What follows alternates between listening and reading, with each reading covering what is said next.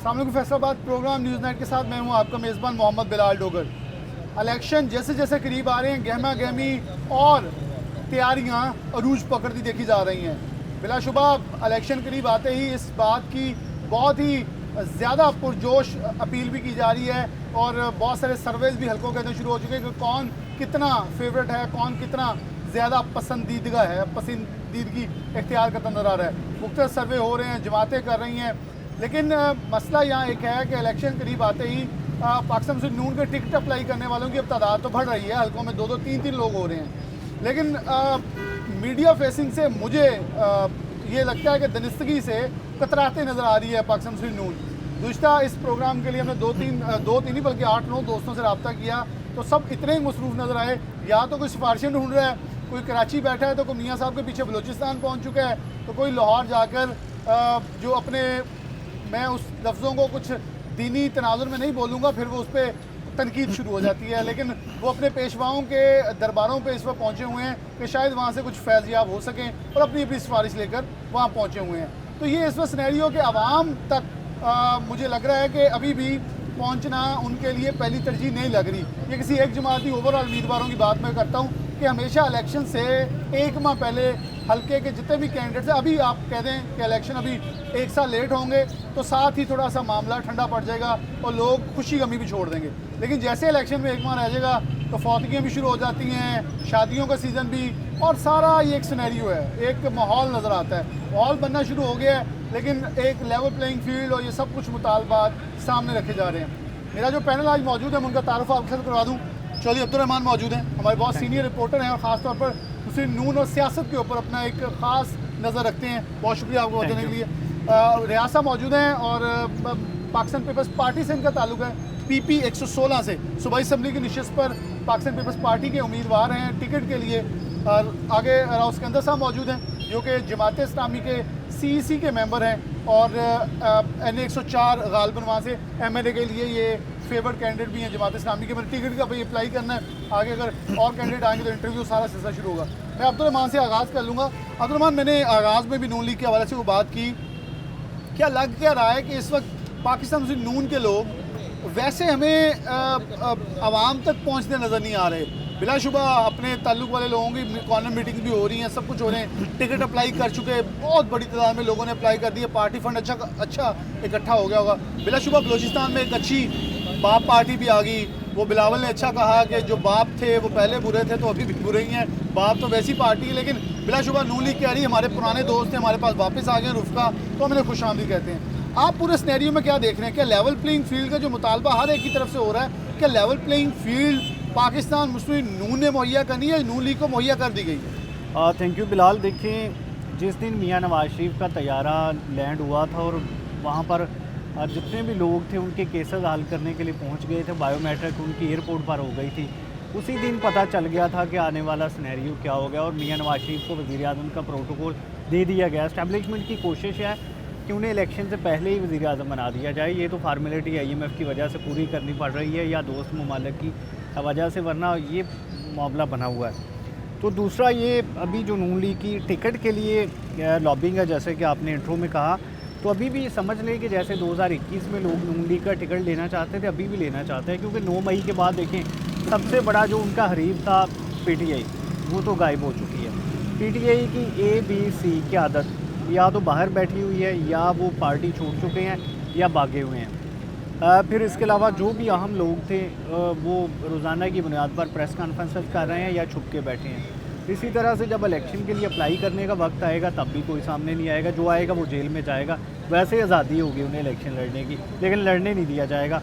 अभी देख ले पंजाब में जितने लोगों को टिकट जारी हुआ था, कितने के लोग बाकी बचे हैं।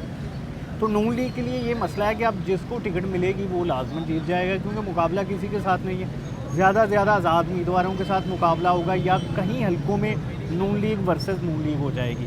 तो इस वजह से वो टिकट के लिए लॉबिंग कर रहे हैं। फिर उनके पास बताने के लिए बयानियाँ कोई नहीं है। मसला ये है कि ये 16-18 महीनों की हुकूमत ने उनका कचूमर निकाल दिया है। अगर वो यहाँ पर आके बात करते हैं कि हमने बड़ी अच्छी हुकूमत की, तो ऐसा तो हुआ नहीं, झूठ होगा। फिर उनके मुकाबले में कोई नहीं है। अगर उनके मुकाबले में कैंडिडेट को इलेक्शन लड़ने दिया जाए, लेवल प्लेइंग फील्ड दी जाए, तो इनका सफाया हो जाए। अब इनके लिए ये मौज लगी हुई है कि एक जानब कोई मुखालफ नहीं है, दूसरी जानब जो टिकट है वो जीत का ज़माना था, इसलिए उनकी ये कोशिश है कि अवाम जाए बाहर में सिर्फ वो टिकट के लिए अप्लाई करें, टिकट के लिए लॉबिंग करें, क्योंकि जो टिकट ही वाहद अगर उनका होगा जीतने के लिए तो फिर उन्हीं को मिलेगा।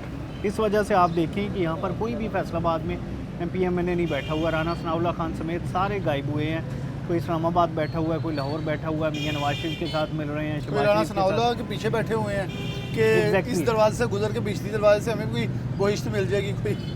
एग्जैक्टली ये बात आपकी बिल्कुल दुरुस्त है। देखिए फैसलाबाद के टिकट तो एटलीस्ट राना सनाउल्लाह खान की मर्ज़ी से होंगे, या कम से कम उनकी इतनी रिकमेंडेशन होगी कि जिसके हक़ में वो हाँ या ना करेंगे उसका फ़र्क पड़ेगा। मियां नवाज शरीफ उनकी आंखों से देखना चाहेंगे मामला। चौधरी शेर अली उस तरह ताकतवर नहीं रहे जैसे माजी में होते थे। उन्हें ख़ानदान के साथ बिठा के खाना खिला दिया मियाँ साहब ने। मैं कहा इतनी इज्जत काफ़ी है कि चौधरी शेर अली साहब साथ बैठे थे।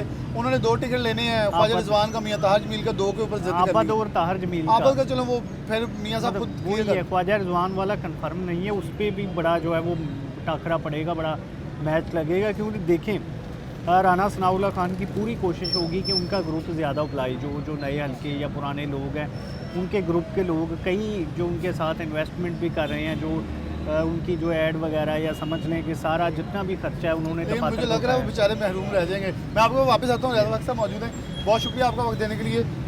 कैसे देख रहे हैं पाकिस्तान पीपल्स पार्टी पब्लिक में जाने के लिए कितना तैयार नज़र आ रही है? क्योंकि अभी तक जो मंशूर है वो जमात इस्लामी के अलावा और एक शहीद साहब के अलावा किसी और ने पेश नहीं किया। तो आवाम तो मंशूर चाह रही है कि हमारे पास आप डिलीवर क्या करेंगे अगर इक़्तिदार में आते हैं। और सुनने में ये आ रहा है पाकिस्तान पीपल्स पार्टी और नून लीग इक़्तिदार के अंदर आ जाएंगे। अगर आ जाते हैं तो उनके पास अक्सरियत भी होगी, दोनों जमातें अच्छे सीटें लेने में कामयाब हो जाएगी। तो जब उम्मीद है तो फिर मंशूर देने में देरी किस चीज़ की है? बिस्मिल्लाहिर्रहमानिर्रहीम। पहले शुक्रिया अदा करता 41 वाले का जिन्होंने सानू इत्थे बुलाया। दूसरी बात कि पाकिस्तान पीपल पार्टी जुल्फिकार अली भुट्टो ने आवाम का मंशूर, पीपल पार्टी का मंशूर, साडा वही मंशूर चले आ रहा जो जुल्फिकार अली भुट्टो ने सानू दिता सी। रोटी कपड़ा मकान का नारा असीं लगाया, अज भी साडा वही नारा रोटी कपड़ा मकान का। ते अलहमदुलिल्लाह जुल्फिकार अली भुट्टो ने रोटी भी मकान भी दिते, जी तुहाडे कोल साडी जिंदा मिसाल आ मंडी क्वार्टर डी टैप बेनजीर जुल्फिकार अली भुट्टो कलोनी, बहुत सारियां सी कलोनियां भी दित्तियां सी, नौकरियां भी दित्तियां। और पीपल पार्टी का मंशूर सारिਆਂ ਨੂੰ वादा मंशूर आ साडा, लुकिया छुपिया नहीं साडा मंशूर कि इलैक्शन के दिनों जिथे मंशूर अपना जारी करना। वाहद पाकिस्तान पीपल पार्टी जमात सी जिन्हों ने मजदूरों नूं, किसानों नूं, किराएदारां नूं एक आवाज़ दी, एक कानून बनाया। और असी ओही मंशूर के तहत असी नौकरियां भी दित्तियां और मैशर भी मजबूत किया। किया। लगता है कि आवाम अब इस वक्त मांग रही है कि मुआशी प्लान दें, रोटी कपड़ा मकान से बड़ी कोई चीज़ मांग रहे हैं कि आपने इस लुली लंगड़ी मईशत को कैसे लेके चल रहे हैं, ये मांग रही है। ये देख रहे हैं आप कि इंशाल्लाह ताला पहले भी हमने ही मैशर ठीक की है, अब भी इंशाल्लाह पाकिस्तान पीपल पार्टी मैशर को ठीक करेगी। और जितना हमने मैशर पे काम किया है किसी सियासी जमात ने नहीं किया अभी तक।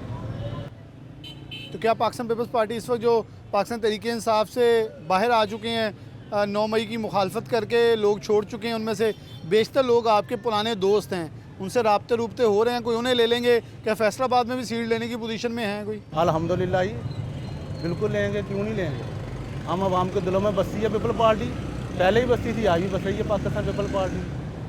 हमारी मजबूत जड़ें हैं सियासत में। अच्छा, इसके ऊपर मैं अब्दुल रहमान से बाद में क्वेश्चन करूंगा, राव साहब की तरफ बढ़ूंगा। अब्दुल रहमान, लेकिन इस क्वेश्चन को अपने पास सेव कर लीजिएगा कि जो पाकिस्तान पीपल्स पार्टी का वोट था वो नून की बजाय PTI को गया था।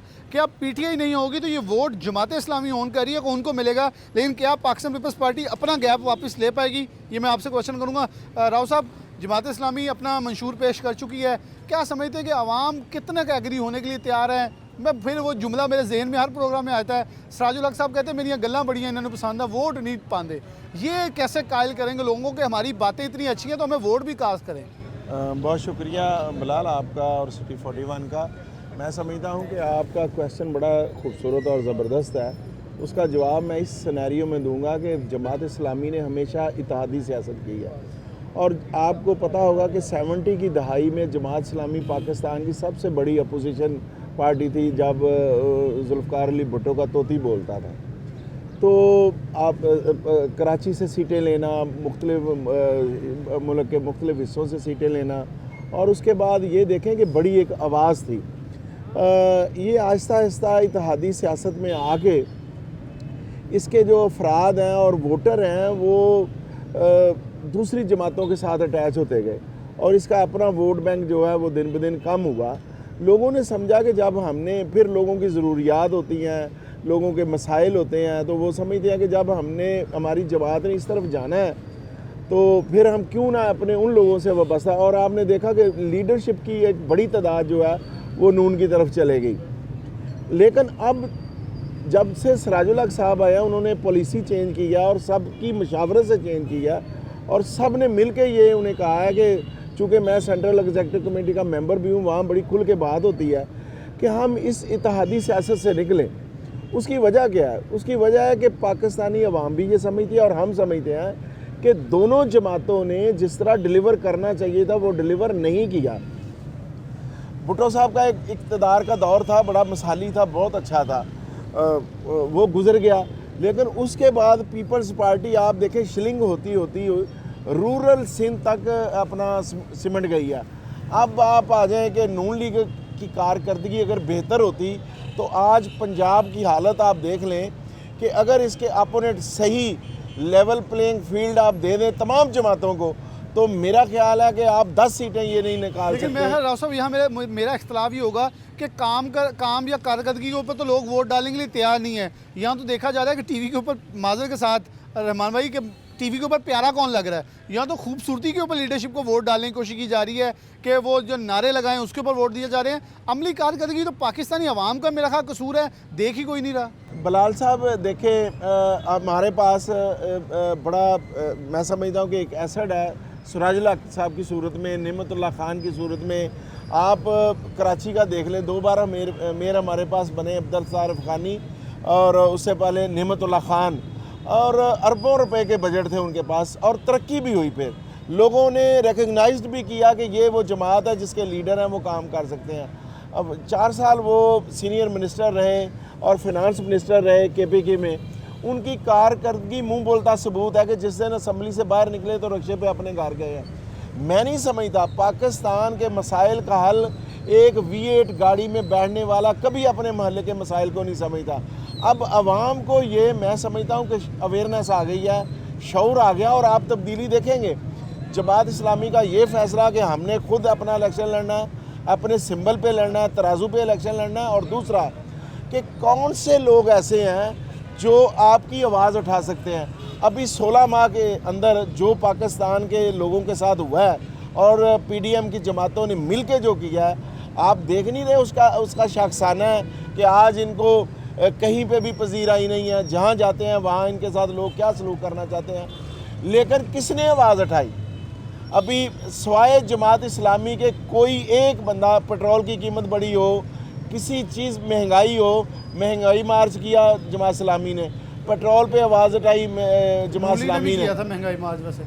और मैं समझता पूरे नहीं, वो उन्होंने अपने इक़्तिदार के लिए मैं आपके पास वापस और उसके बाद एक ब्रेक ले लें जी। राव साहब भी मौजूद हैं, रियाजुल हक साहब भी मौजूद हैं, अब्दुल रहमान भी मौजूद है। एक ब्रेक लेंगे, ब्रेक के बाद वापस आ रहे हैं।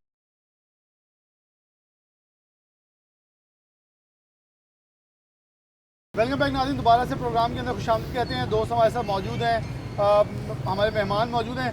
रहमान भाई, ब्रेक के बाद राना सनाउल्लाह खान साहब ने एक प्रेस कॉन्फ्रेंस की। हमें पाकपतन से एक साबिक जो पाकिस्तान तहरीक इंसाफ के टिकट ले चुके थे वो भी दोस्त नज़र आए, हमें सियाल शरीफ वाले नज़र आए, हमें बहुत लोग नज़र आए। क्या जड़ावाला के साबिक MP का गुनाह बढ़ा था? क्या फैसलाबाद के साबिक जो लोग छोड़ के नून लीग गए, ख्वाजा इस्लाम का गुनाह बढ़ा है, उनसे वोट मांगने जाया जा सकता है, उन्हें नून लीग में वापस नहीं लिया जा सकता? मेरा ये सवाल बड़ा खुलम खुला नून लीग से कि आप फैसलाबाद की हद तक एक मुनाफिकाना रवैया इख्तियार करते हैं। यहाँ भी लोग नून लीग में वापस आना चाह रहे होंगे, उनको क्यों नहीं लिया जा रहा? यहाँ तो बहुत सारे लोग इस वक्त राना सनाउल्लाह से मुलाकातें कर रहे हैं जो कि कहीं ढके छुपे अल्फाजों में नहीं, ओपनली हमारे सामने बैठ कर उनकी मुखालफत करते रहे हैं और उनके मुखालिफ ग्रुपों की एक बुनियाद रखते रहे हैं। लेकिन आज उन्हें पता दोबारा से ये ऊपर ये हमारी जड़ें काट सकते हैं, वो फिर उनके हाथ पे बैठ कर रहे हैं, मुलाकातें भी हो रही हैं। वो एक बरादरी का ग्रुप है, आप समझ गए होंगे मेरी बात, क्योंकि उनको लगता है वहाँ से टिकट नहीं तो उनको यहाँ से टिकट दे दी जाएगा। ये नून लीग क्यों कर रही है कि पूरे क्या मियाँ नवाज शरीफ मियाँ शहबाज शरीफ ये नहीं देख रहे कि अगर एक शख्स पूरे पंजाब के लोगों को वापस ले सकता है तो फिर फैसलाबाद की हद तक जो लोग छोड़ के गए थे उनको वापस अपनी जमात में क्यों वेलकम नहीं किया जा रहा?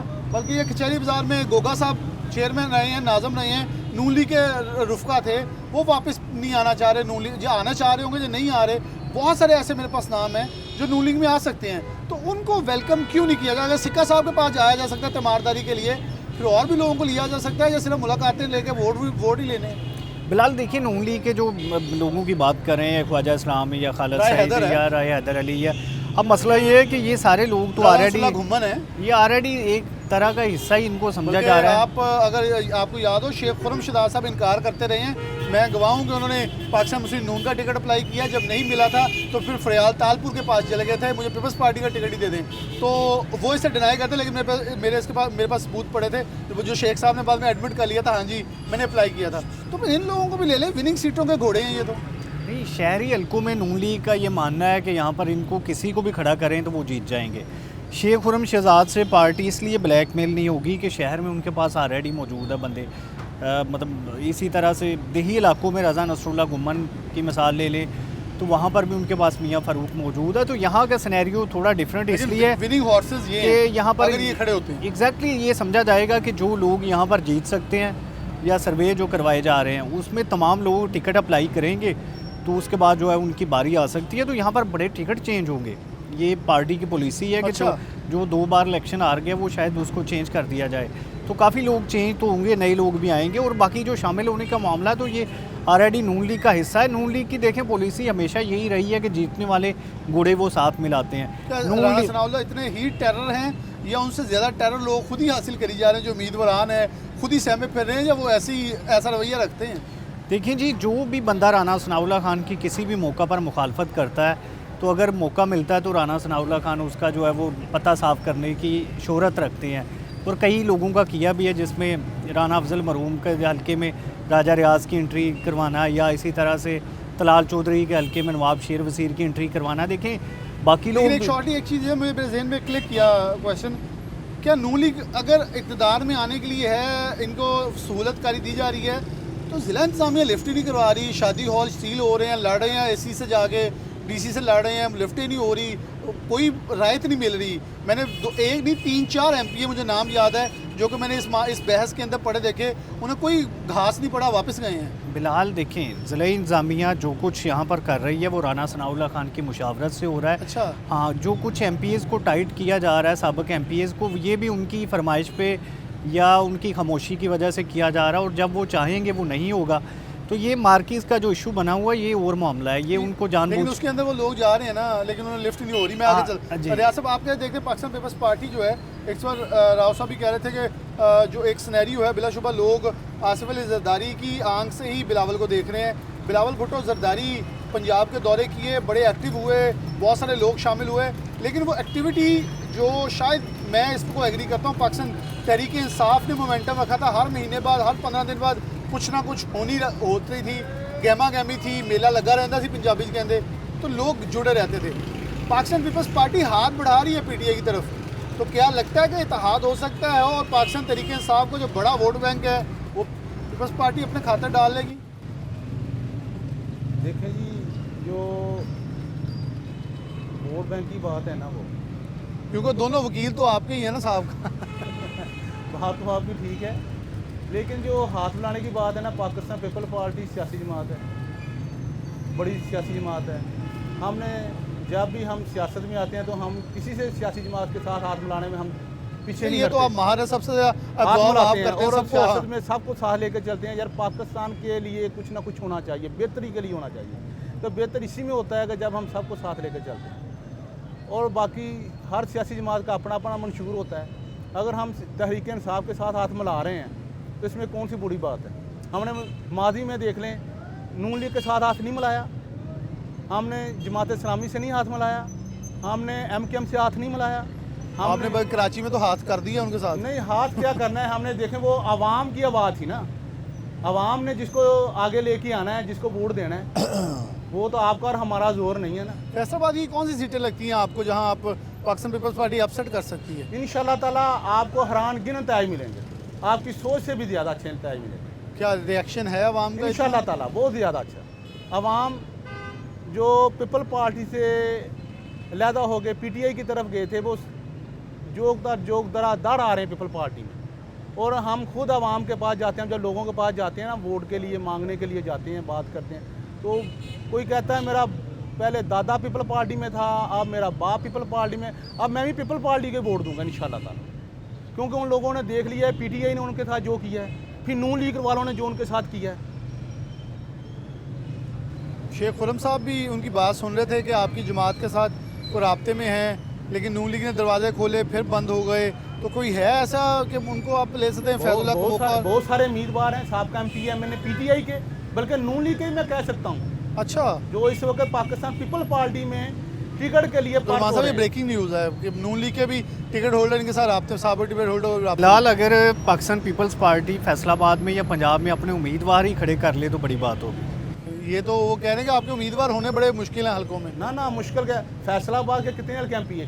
कोई एक हल्का बता दें, कोई एक हल्का हमें बता दें जहाँ से पीपल पार्टी का उम्मीदवार नहीं खड़ा, जहाँ टिकट लेने के लिए पानी तो हो रहा है। इवन आप लोग ज़िले में, मैं क्या इस बात को एडमिट करता हूँ, आप लोग ज़िले में मजबूत हैं, सिटी में कमज़ोरी क्यों है? ज़िला बहुत मजबूत है आपका, अच्छे कैंडिडेट्स हैं, बाजवा साहब हैं, राणा फ़रूक सही साहब मौजूद हैं, अगर तांदरा वालों जो है बलोच फैमिली आपके पास बड़ी मौजूद है, तो अच्छे कैंडिडेट्स हैं सिटी के अंदर कहाँ, बल्कि तालब जट साहब का ख़ानदान पूरा मौजूद है। राणा सनाउल्लाह के मुकाबले में अगर ये सुना जा रहा है कि उनके पोते को टिकट दिया जाता है तो वो दोता है, जो कि तो बहुत सारे नाम तो आपके पास मौजूद हैं, बड़े बड़े ख़ानदान, फिर आवाम को वापस लाने में कितने सिटी में क्यों नाकाम हो रहे हैं?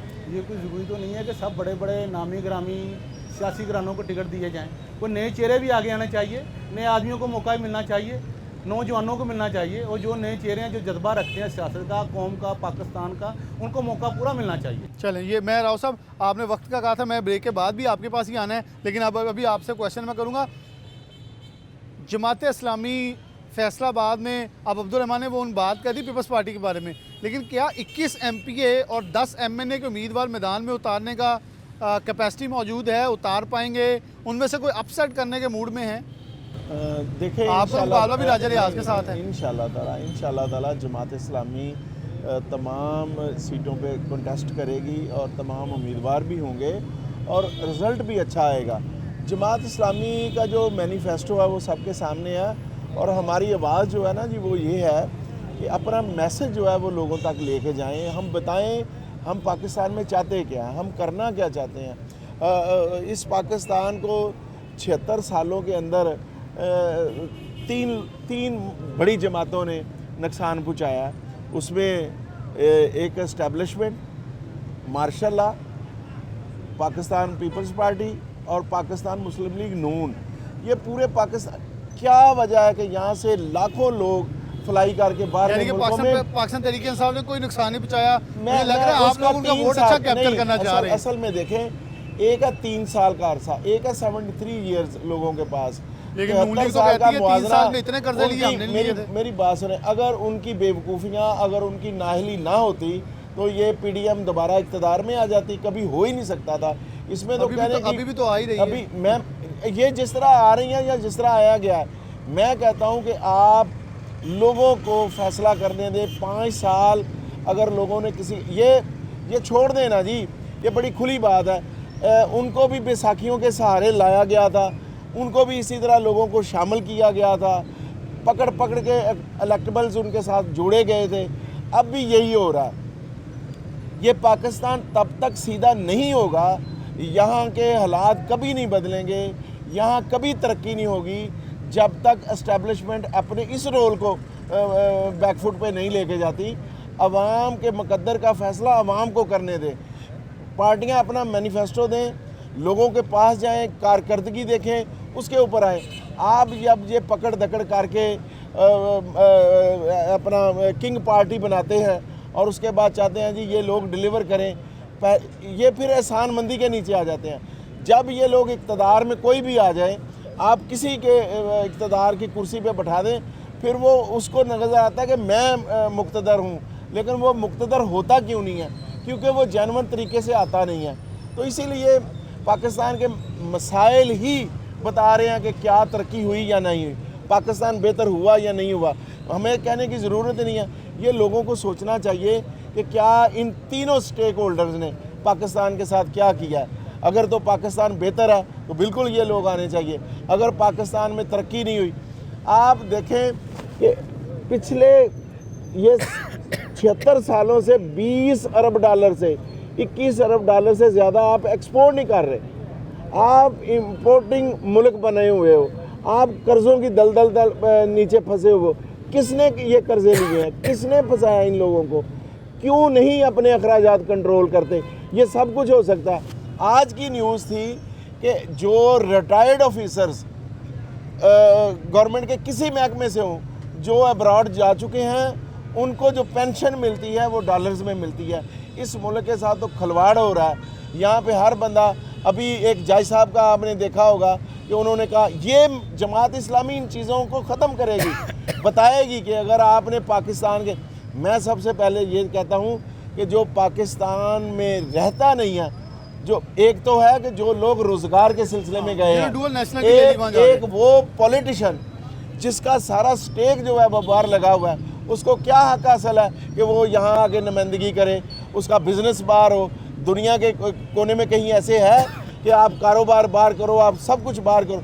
भाई जब आप इस मुल्क के साथ मुखलिस नहीं हो, आज भी ये दोनों बड़ी जमातों के जो लीडरान हैं सिर्फ अपनी प्रॉपर्टी बेच के पाकिस्तान में ले आए, खुदा की कसम इसका कर्जा उतर जाएगा। 100 बिलियन डॉलर तो कुछ भी नहीं है, इतनी प्रॉपर्टीज़ हैं। चलो मैं यहाँ से एक ब्रेक ले लें, ब्रेक के बाद वापस आते हैं। राव साहब की तरफ भी मैंने आना है, आखिरी इख्तिताम भी राव साहब से करूँगा प्रोग्राम का।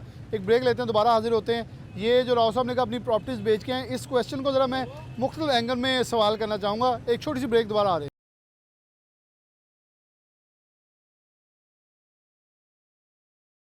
वेलकम बैक नाज़रीन, दोबारा से प्रोग्राम के अंदर खुशामदीद कहते हैं।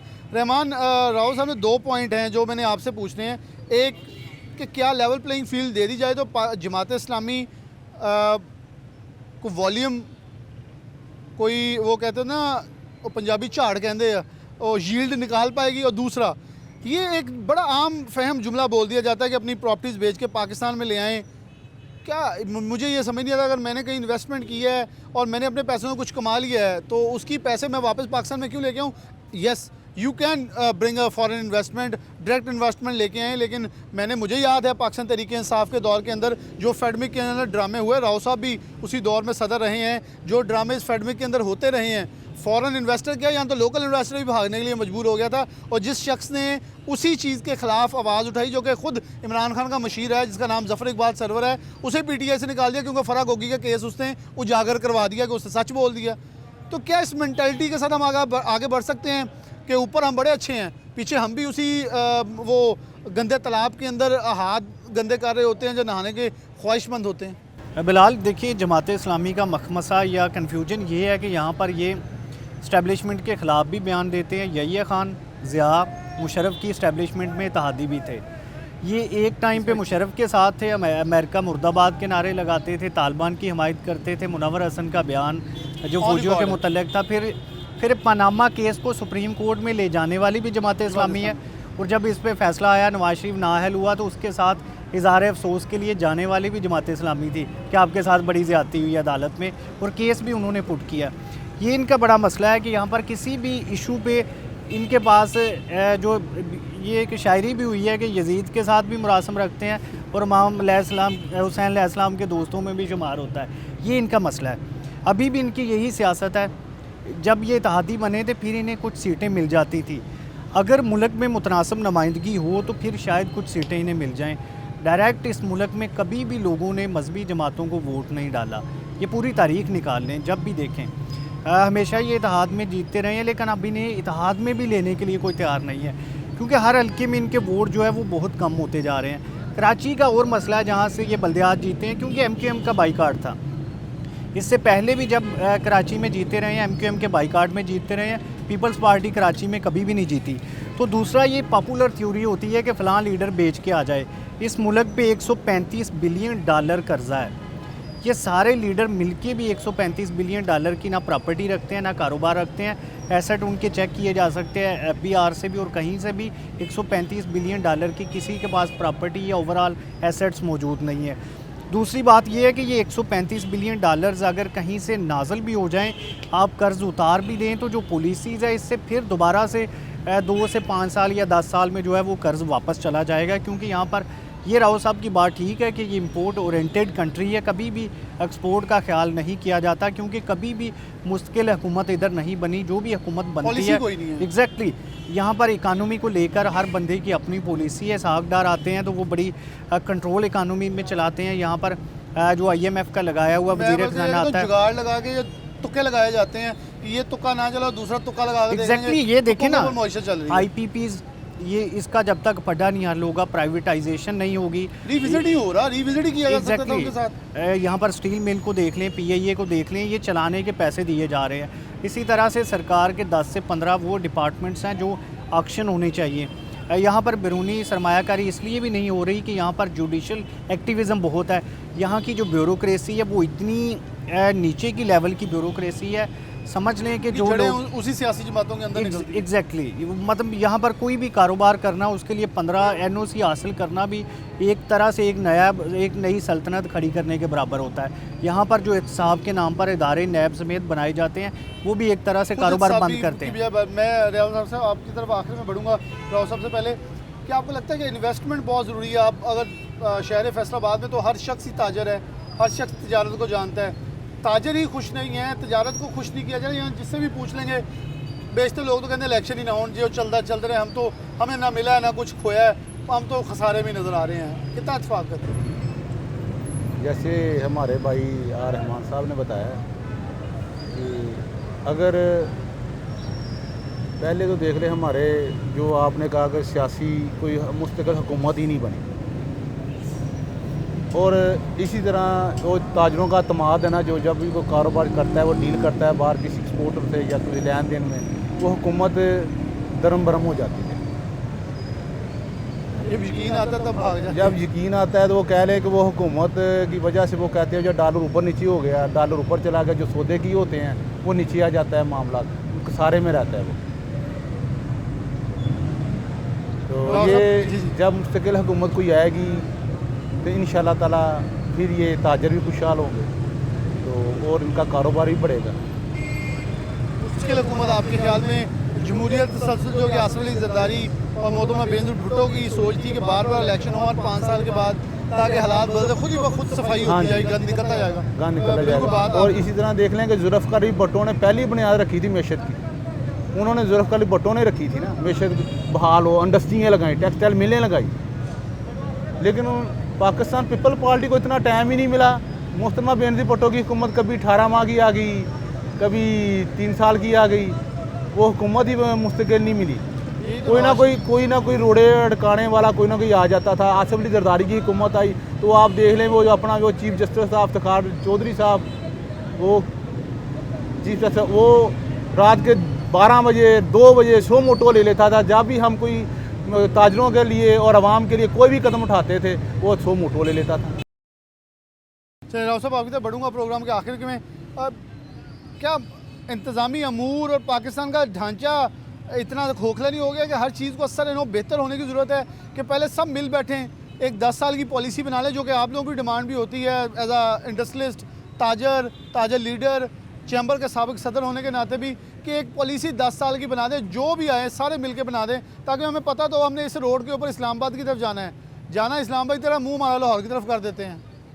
बिलाल साहब देखें, बात ये है कि ये आप मुल्की लेवल तो जो है उसको छोड़ दें, मैं फैसलाबाद की बात करूँगा। और मैं अक्सर बात करता हूँ कि यहाँ के 21-22 MPA और 9-10 MNA, 10 MNA 21 MP कभी मिल बैठे हैं इस बात पे, एक नहीं 1 पॉइंट एजेंडा हो कि जी हमने फैसलाबाद में बेहतरीन ऑफिसर्स लेके आने, जो काम करने वाले इकट्ठे होते हैं चेंज करवाने पे। ये मैं देखें ना जी, ये लेके आए कि वो लोग लेके आए जो कॉम्पिटेंट हों, जो काम करने वाले हों, जो ईमानदार हों, जो बेहतरीन सर्विस प्रोवाइडर हों।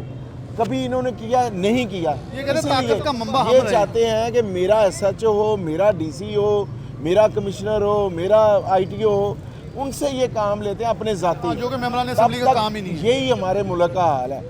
ये तब तक नहीं होगा। मैं कहता हूँ जी, बड़ा बरमला कहता हूँ और बिल्कुल कहता हूँ, इस मुल्क की इस्टेब्लिशमेंट अगर चाहती है इस मुल्क में कि यहाँ से रिश्वत ख़त्म हो, करप्शन ख़त्म हो, ये खुद ठीक हो जाए और मैं देखूं कि कौन माई का लाल यहाँ करप्शन कर बॉर्डरों सकता है। से स्मगलिंग हर चीज़ खत्म करवा दी, अब आप भी ठीक हो जाए ना। मेरी बात सुने जाइए, स्मगलिंग कर कौन सकता है?